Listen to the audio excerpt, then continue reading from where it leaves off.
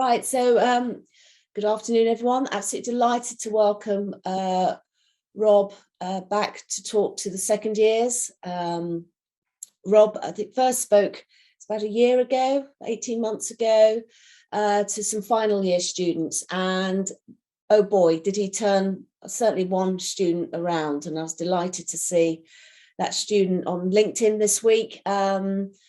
After an initial job, is now working for a top asset manager in the industry, and he puts it all down to the talk that Rob gave. So thank you, Rob, and I'm sure Rob's many words of wisdom will resonate with many of you now. So Rob, over to you. Thank you for your time again.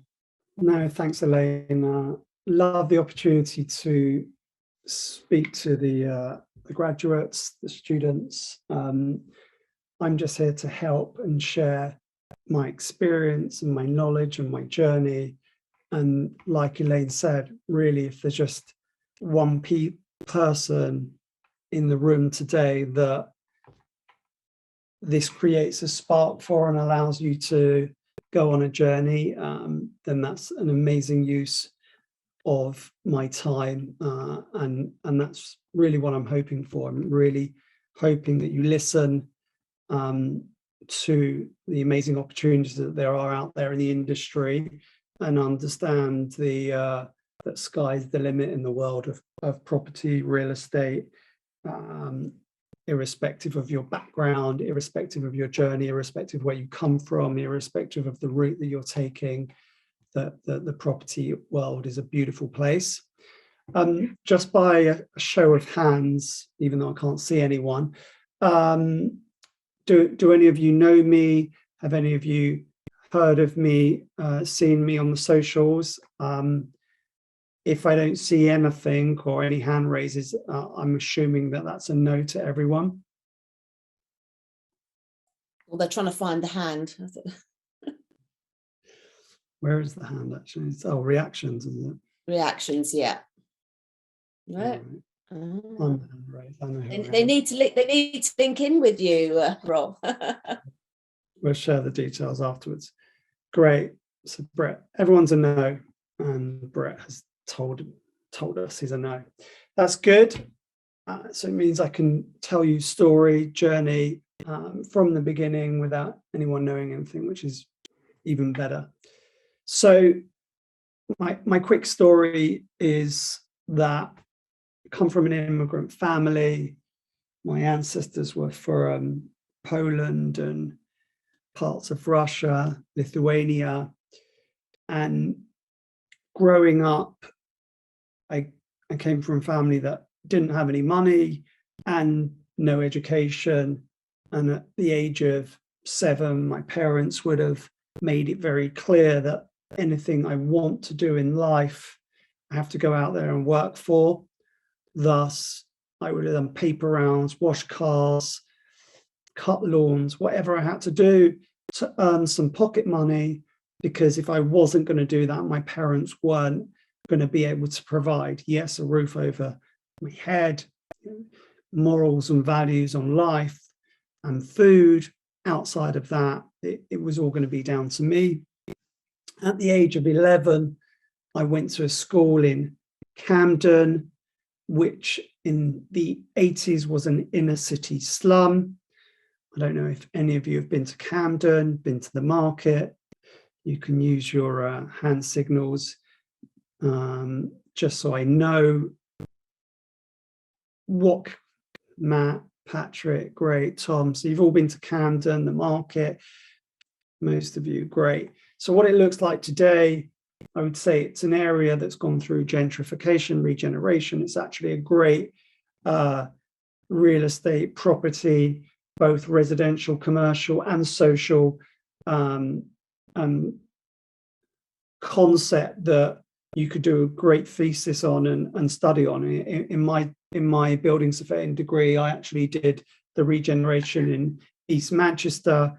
Camden is a wonderful example of that. In the early 80s, it wasn't a safe place. It was an inner city slum. If any of you learned what that was, is in geography or sociology. And I went to school there as an 11-year-old, wearing this little blue outfit, and I was the smallest person in my school, and we were called the Smurfs. Maybe it's not a current generation thing, but the Smurfs were quite big in the 80s and 90s. And if you can just imagine these little smurfy blue little kids running around this inner city slum made up of the school of hard knocks, which it was. At our school, we would have got chased, bullied, robbed, bottles thrown over the fence, bricks thrown over the fence. It was a really, really, really tough upbringing. But to learn that at the age of 11 was amazing, because I call it the school of life. At a very young age, you get a sixth or seventh sense of what's going on around you. I never actually got caught or beaten up because I was a very fast runner, so I was lucky. But just having an understanding of social demographics and life, it is an incredible learning lesson that I wouldn't want to send anyone through. But when you have it and you experience it, it's great. And that was a great case study for me in life.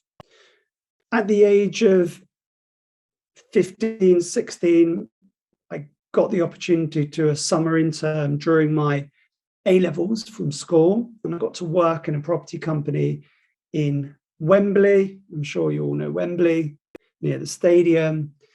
And I did my summer intern doing property management, residential, sales, lettings, some basic valuation. And at the end of that summer, I basically went home and said to my mum, I'm not going back to finish my A-levels. I'm going to carry on working. I love property. I love real estate. My mum went absolutely ballistic and basically said, it's your life, do what you want, get out. And that's exactly what I did. A very early lesson in life, I would say that mums are always right. And to this day, my mum will give me loads of advice, and 9 times out of 10, she'll be right. At the same time, one of the beauties of life is to make your own decisions is one of the greatest things that you can ever do. Because any decision that you make yourself and you take ownership for, whether it goes right or wrong, there's only one person that you can look at and blame, and that's you. And that's a brilliant thing to have in life, taking responsibility for decisions. What it means is when you've done it and you've done it your way, that there's no right or wrong. And it's always the good thing to do. And I want you to bear that in mind, because we take lots of advice, we speak to lots of people, but the sooner you start making your own decisions, when it goes wrong, you learn very fast. When it goes right, you can make more of those decisions. And that's very important in all process, especially when you're about to get jobs and decide which areas you want to go to in the industry, etc. Decision making is important. You know, we're talking about development and employability here, so all these things are important. But I also want you to be very aware that in that decision making, instead of blaming Elaine for the rest of your life for doing something that she told you to do, it's much better to own your decisions and own your wins and own your losses. So keep that in mind. So I start my journey. Everything's going really well. We're in the early 90s. The property market's actually at the very bottom. In the late 80s, we saw the market crash. In the early 90s, we went for something called the ERM, the exchange rate mechanism, which is like the euro at the moment. Interest rates were at 12.5%, 15%. Property market completely crashed. We were in something called negative equity. A raise of hands of anyone that understands what negative equity is or has heard of it or understands it. Tom, yeah. Anyone else? Negative equity? Okay, it's a good one to learn. Not a good one to be in, a good one to learn. So negative equity is the following. you bought property for £100,000 and you borrowed £80,000 from a bank with a mortgage. The whole market collapses and the property you paid £100,000 for is now only worth £50,000.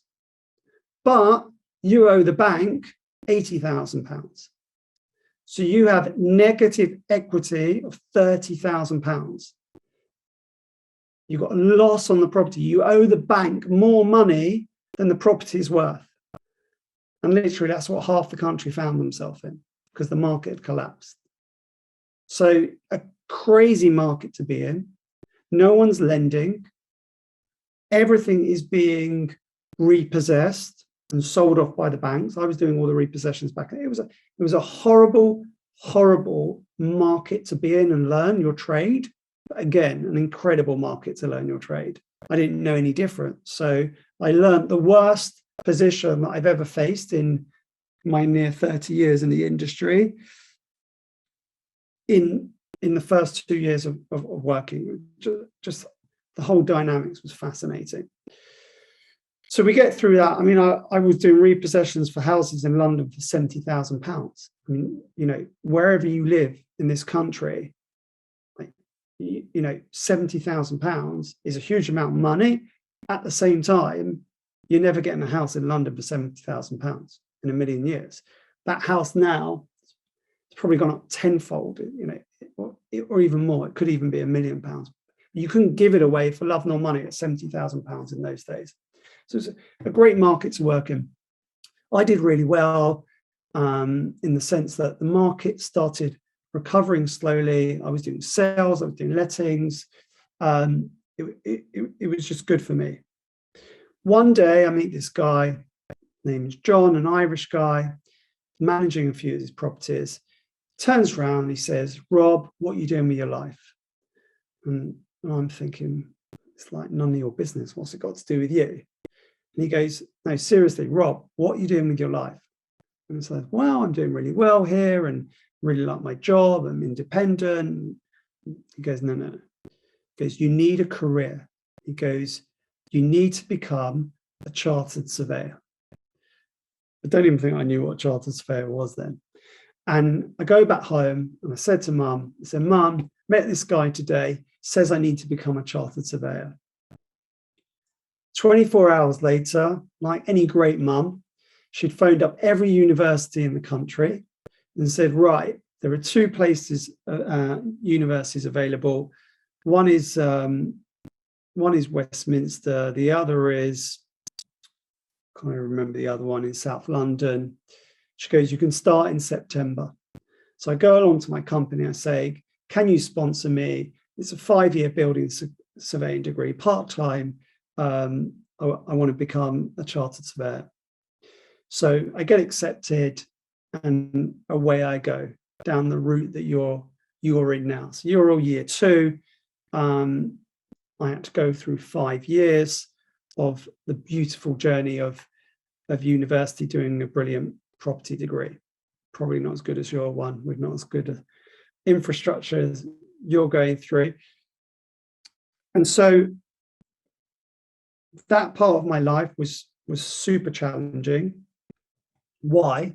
Because I was playing football 3 times a week. I was watching Arsenal 2 times a week, every game, home and away. Had my family, friends, girlfriend, job that I was working all day, all night on, and I had to do my university degree. So for literally that period of time in my life, for that 5 years, I literally didn't sleep. Now, in interests of health and well-being, I'm not promoting that you go down the path of not sleeping. It's definitely not good for you. At the same time, I didn't want to give up on anything that I was doing. I loved everything that I did in my life, and I didn't want to sacrifice any of them. So I decided to just not sleep. And that's the decision I made to get through those 5 years. I was okay with it. I was good with it.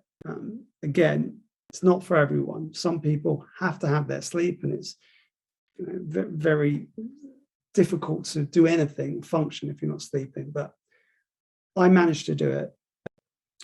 In my last year, I had to decide what path I wanted to go down, and I actually went down the planning and development path. Okay, I loved new build. I was doing loads of work back in the day with Barratt's and all of the big developers in the UK. I was working with the land buyers and the valuers from those companies, and it was fascinating. Blocks going up everywhere, super exciting. I thought, wow, this is really good. So I thought I'll go down that path, and I could start my APC in my last year because I was already working.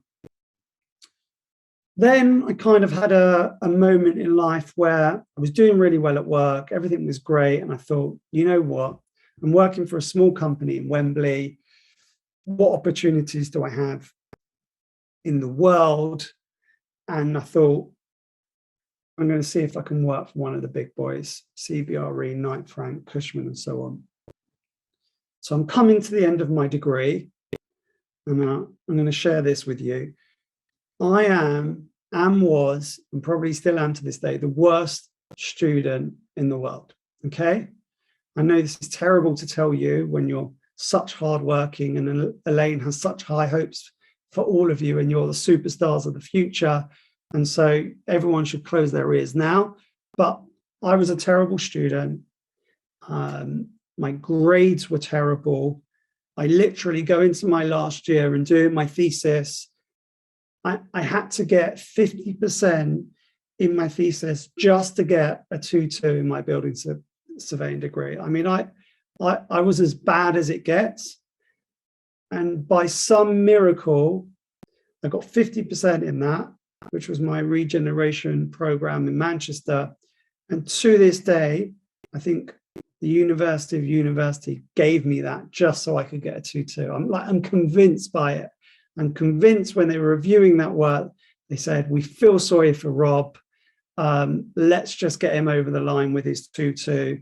And somehow, by some miracle, I got the degree, to which is an amazing thing when you come from a family of immigrants, where I'm the first person in the history of the family to get a degree. That's actually very special when you come into a country and your family isn't educated and no one got that opportunity.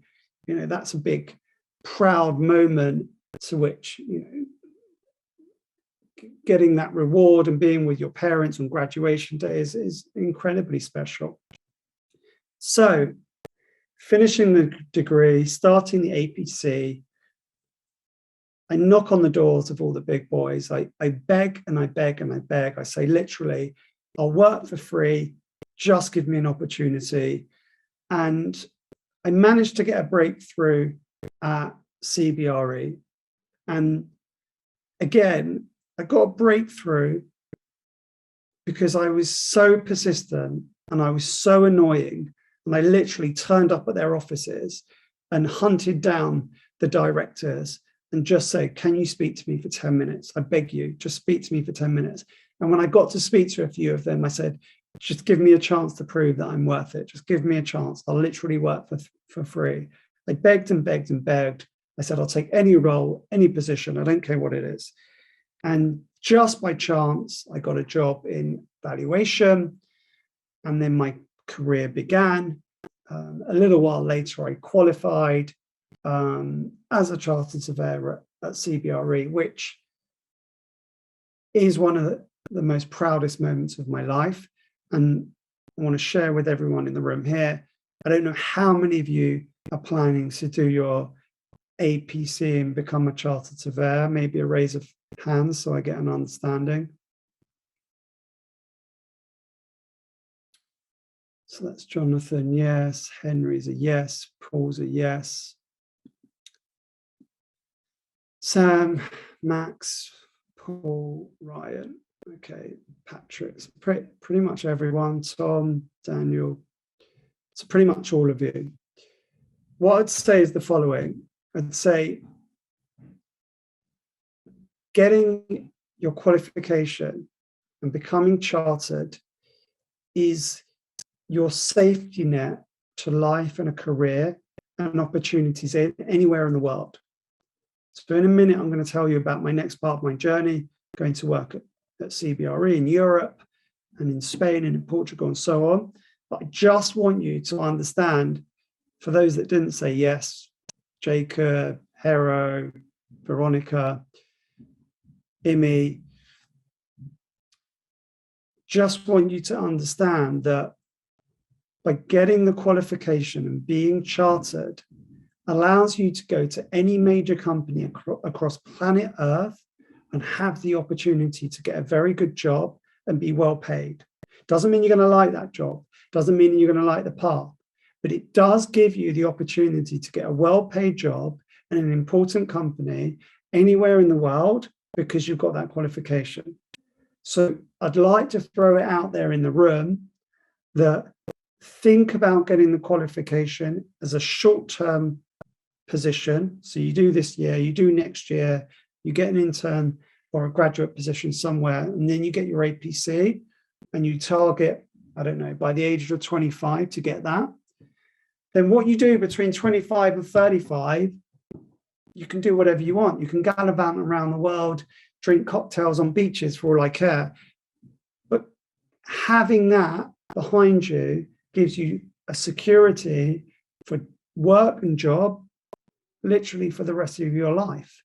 And so don't underestimate the value of getting that and being chartered.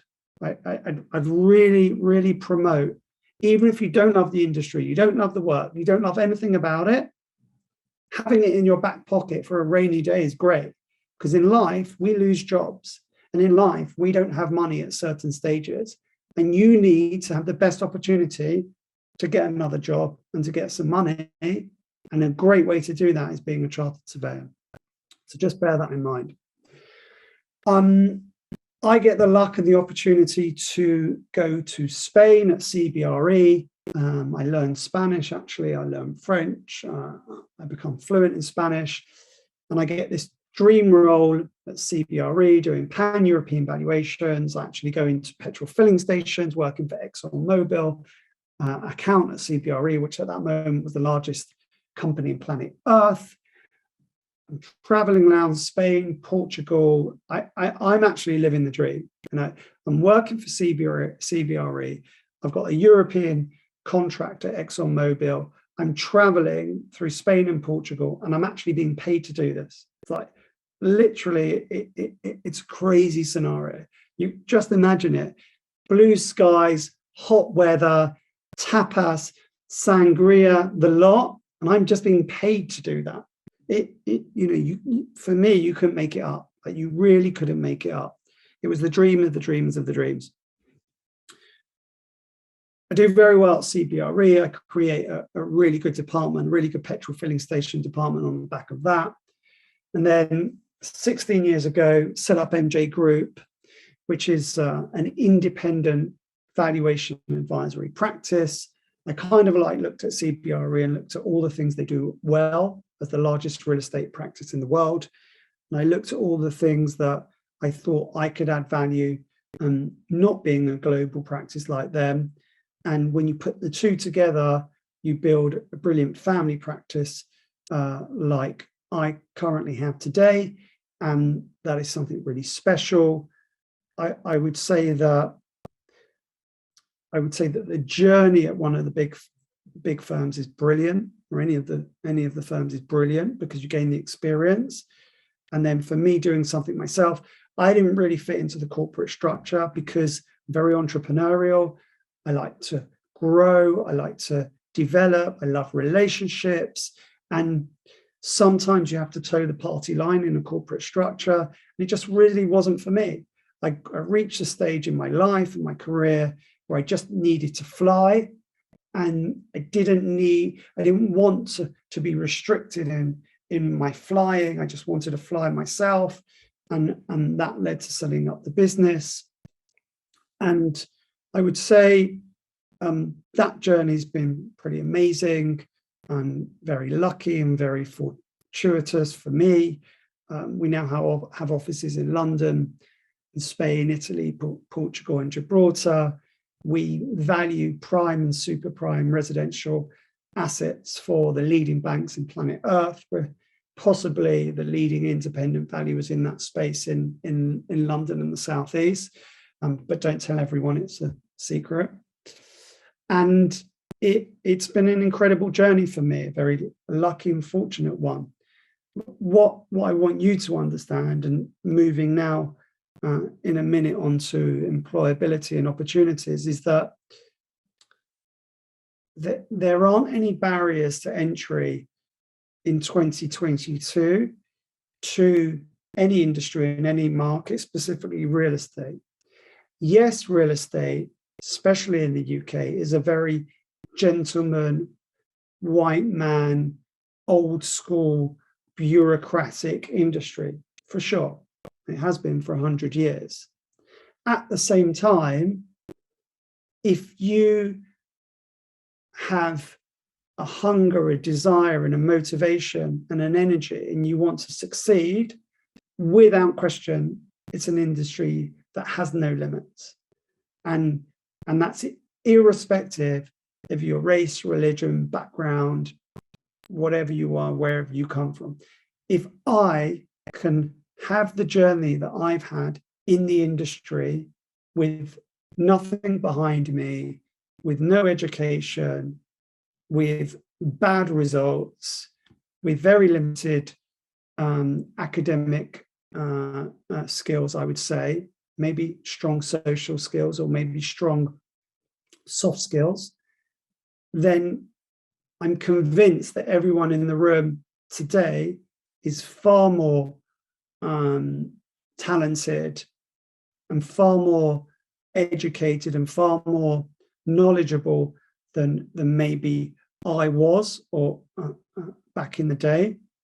And so if I have the opportunity to make it in the industry and succeed and do well, then you as a group have no excuses.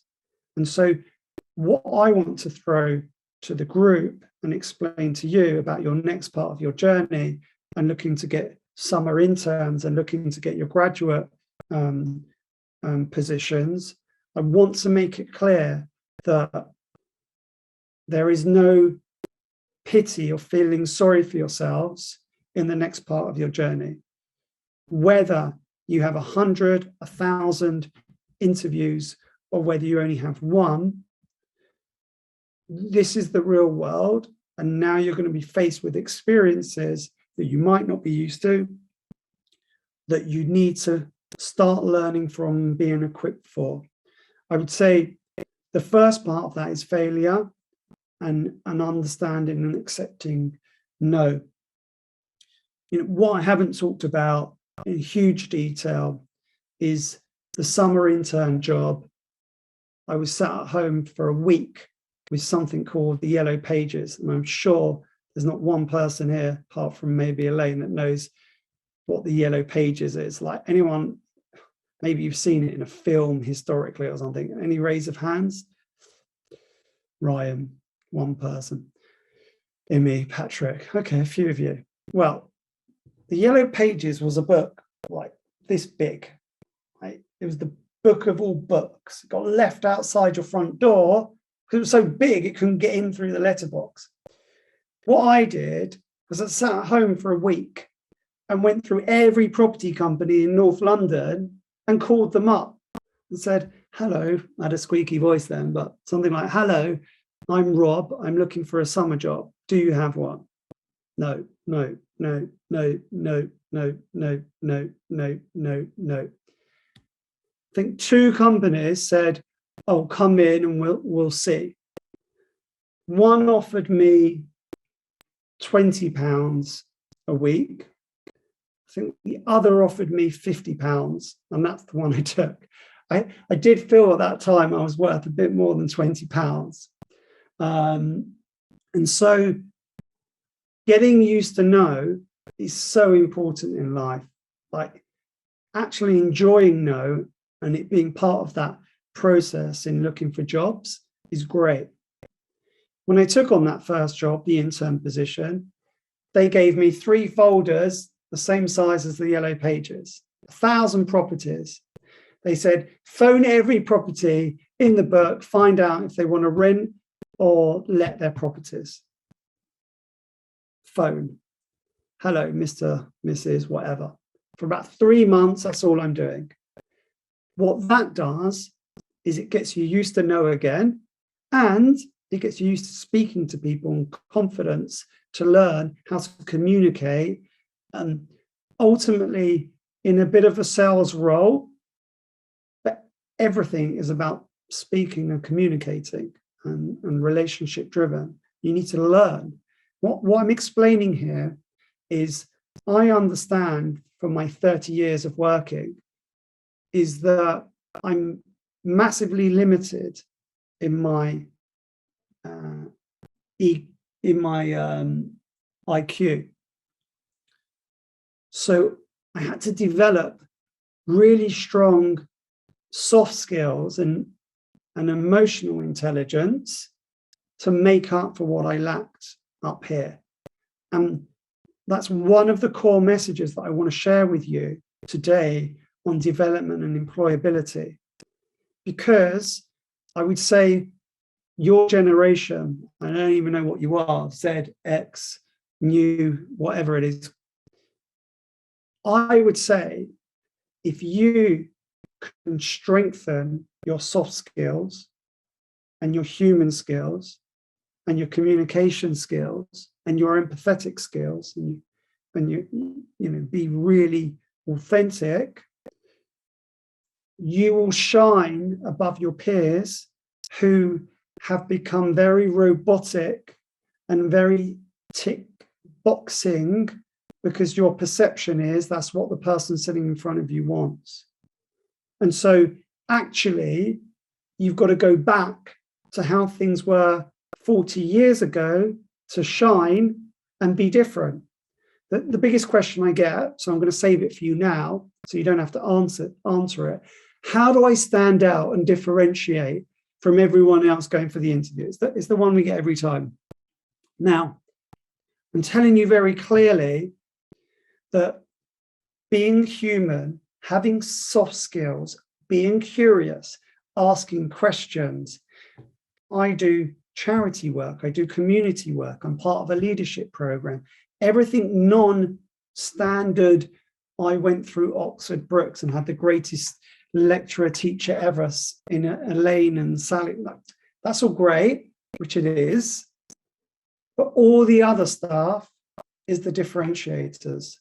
I've looked after my grandma or my mum or my 3-year-old sister for the last 5 years, every day from 6 o'clock till midnight, because my parents are doing X, and like real life stuff that shows you're an incredible human being that is so hardworking and so caring and so motivated that you're going to break down any walls to achieve what you want to achieve. This is real and authentic, not the answers that you think they want to hear. Yes, I went to Oxford Brookes and got a brilliant first, and my dad is this and my mum is that, and I live in Surrey. Like, it's all great. Okay, I don't have a problem with that, but I want to know real things. Yeah, I don't want a beautiful story thing. I want real life experience, real skills. Like, I've sat on the phone all day and all night helping homeless people or supporting young offenders, whatever initiative, like real things with real impact. When you've got that in you and you go into a job, then you're going to be a game changer. And that's what companies are looking for in individuals, to be differentiators. Now, what I'm telling you here is a lot and hard. But what I've learned is if you don't want to be a sheep and the same as everyone else, then you have to have different attributes. I understand that my attributes are different because I'm not as clever and smart as all of you. So I had no choice. If I couldn't do it academically and I couldn't do it because the quality of my work was so great, I had to do it another way. And I'll give you some examples here. the way I've grown the business is I've got tremendous relationships with major banks and clients. But these relationships are friendships. I've worked with many of these people for 20, 25 years, and they're my friends. And we have shared values, and we have shared morals, and we talk about family, we talk about football, we talk about life. We have visions and goals and dreams of making the property world a better place, whether it's through the environment, whether it's through values, whether it's through integrity, whatever it is. And when you work with people with shared values and shared morals and shared visions, you go on a completely different path through life. And then you can make impact and do something special. And that is very I'm brilliant at doing investments. I'm brilliant at doing valuations. I'm brilliant at doing X, Y, and Z.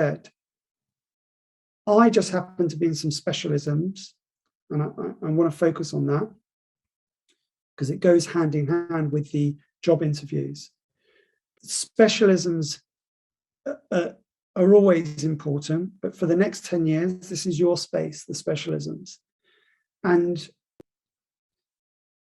if you can align and start building up your knowledge base now on technology, on data, on ESG, on sustainability within itself, on green lending and mortgages, on anything environmentally based, anything online, offline, retail, in industrial distribution, logistics, etc. They're just a few. If you can focus and build to rent care homes, if you can focus on some good specialisms that you love and you're passionate about and develop them, you're going to be the superstars in 5 to 10 years. Why? Because a lot of the areas I've just mentioned are the areas that the historical generation, like myself and probably Elaine, we're not specialists at, and we don't have the knowledge, and they're new areas. You're going to be the specialists. And so the barriers to entry in specialisms that no one knows about is none.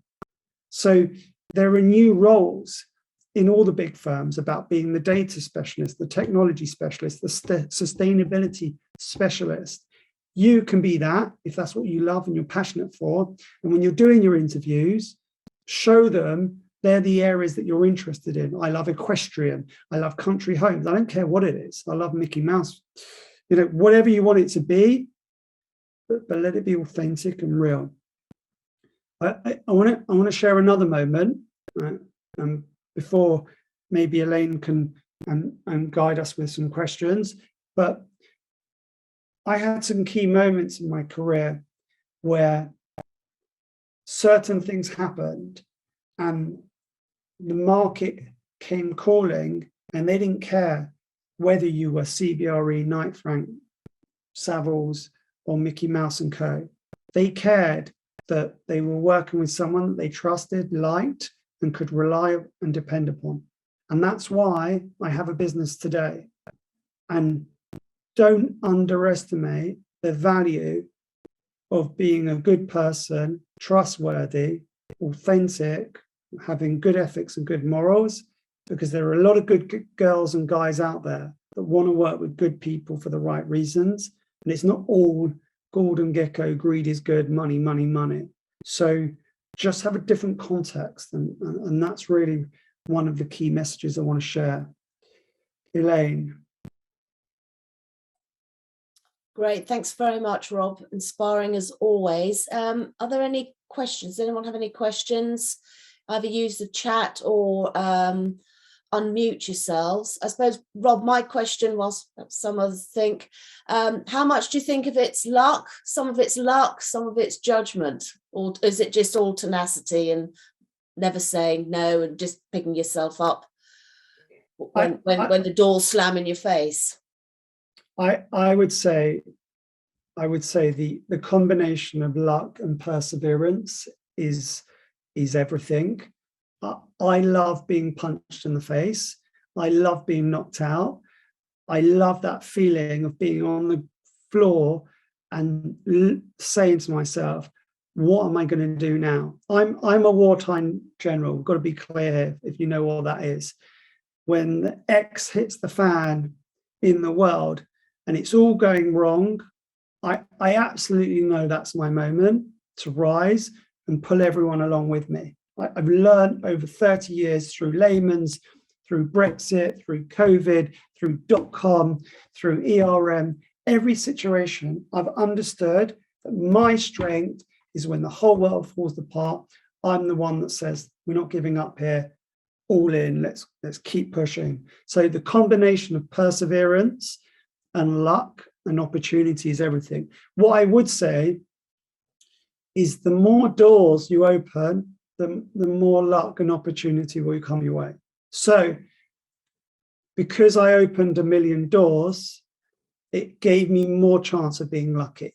If you don't open any doors, you're not going to have any luck. And it's something I repeat the whole time. Offense versus defense. If you want to be miserable about COVID or miserable about the state of the world and the injustice of how we live, great. Good luck. And if it makes you happy, do it. I don't have a problem with it. I would recommend positivity and offense against negativity and defense. You'll go a long way in life with a positive attitude and an offensive attacking attitude to life. You can make positive change, impactful change, meaningful change in a positive way. You can be miserable at home in a negative defensive way as well, if you want, if that makes you happy. So I'm not calling anyone out here. I just promote positivity and action ahead of negativity and inaction. Great, thank you. Has anyone got any questions? Question from Brett. Are you happy, Rob? They reach out to you on LinkedIn. Yeah, everyone can contact me. I think you won't understand this, and I'm explaining it to you, but you probably think I'm mad. Like, I live for the people in this room. I come to work to help young people in their careers progress and develop. I'm desperate for one of you in 5, 10, 15 years to be the John in my life making the call saying, Rob, thank you. That's what I live for. That's what fulfills me, which is why I'm spending my time here, which is why I'm desperate for you to ask me questions, because I'm desperate to help you. And I know that that might sound weird to you, but that's what makes me happy. And so I'm actually offended if you don't ask me questions, because it upsets me, because the whole point of me being here is to answer your questions. Okay, anyone got any questions? Well, we're going to save it all for LinkedIn, I think, Rob. Probably two. Oh, no. They've got to ask. We've got to do 2 or 3 more questions. Come on, someone must have a question. Anyone got a question? Cannot believe someone doesn't have a question about commercial, residential. There's no such thing as a silly question. If you had your time again, Rob, what would you do differently? There you are, that's a question. What would I do differently? I would say that the first half of my journey, I was very money orientated, and it probably wasn't the best version of me. And when I look back at that, I don't love that. But then I learned to become a better person because of it. And I suppose it goes back to the very thing I said at the beginning. When you own your wins and you own your losses, which means you own your decision making, then you can never do anything wrong. Thus, you never have regrets. Regrets come when you do everything that your mum and dad tell you to do and you live their life, not your life. I live my life. Good decision or bad decision, that's what I live. And that's a great way to live. And so generally regrets come when you live other people's life, not your own life. Yeah, very true. Very true. Someone must have a question. There's got to be another question. Come on. Oh, okay. Here comes Daniel, a little being a bit shy. Do you think working for a larger company like CBRE helped you set up your company rather than working for a smaller property company? I did both. Okay. And the reality is for my secret or not secret ingredients is I work for the smallest company in the world and the biggest company in the world. And what I've created is the perfect mix of the two. The brilliant quality and high levels and standards of working for the best company in the world, and the care and the attention and the detail of the smallest tiny family business. And when you put the two together, then you've got something special, because CBRE will never be able to compete with the service and the care and the love and the attention that I give to my clients. It's impossible. I can't compete. I'm always going to outperform them, always, because they're never going to care as much as I care. So you can never lose on that. So I think both experiences, you learn so much. Yeah, and I think, until you actually get out in the industry, I don't think students really appreciate, the what a people's business it is. Really. Yeah, absolutely. Even now, even today. So, but question from Max: what were the challenges of developing your own firm? Running a business is hard.